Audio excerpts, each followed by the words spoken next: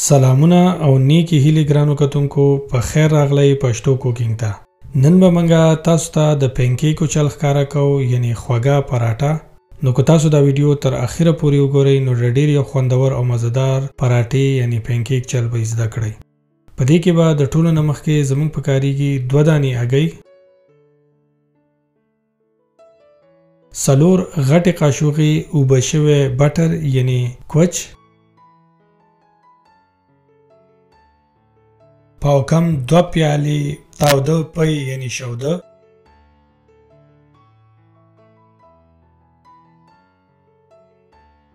دا ټول به د یو بل سره ښه ولړئ چې حل شي. کله چې دا حل شول نو په دې په سر باندې به 2 پیالې میده وړه ور واچوئ.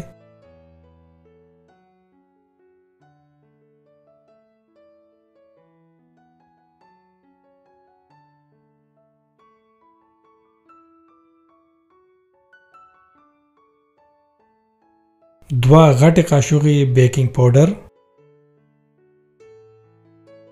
2 غټې قاشوغې میده شوی چینی یعنی بوره، نیمه وړه قاشوغه مالګه،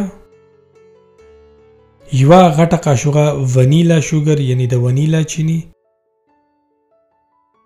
دا به د یو بل سره ښه ولړئ چې د مایع شکل اختیار کړي، یعنی ښه حل شي، غوټې پکې پاتې نشي. کله چې دا دغسې تیار شول نو یو لوښی یعنی یو پریپان یا یو ارکاره دا به په اور باندې کیدئ او ښه به یې توده کئ. یو سمڅۍ د دغه مایع به پې ور واچوئ بغیر د غوړو نه، یعنی غوړي په دې کې نه راځي. تاسو کولی شئ چې لږ غونده کې غوړي هم واچوئ، خو موږ بغیر د غوړو نه تیار کړی و.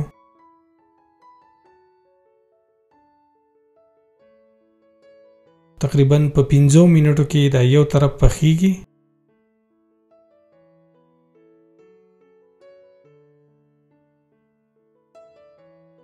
کله چې دا یو طرف تیار شو نو بیا به په دې بل مخ باندې واړوئ.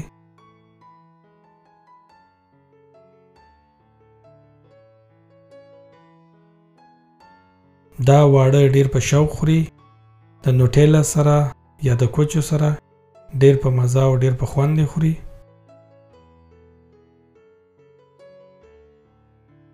دغه زمونږ پینکیک تیار شو. که ستاسو زمونږ دا ویډیو خوښه شوې وي نو زمونږ د چینل سبسکرایبول مه هیروئ. د دې سره ستاسو نه اجازت غواړو. د الله په امان.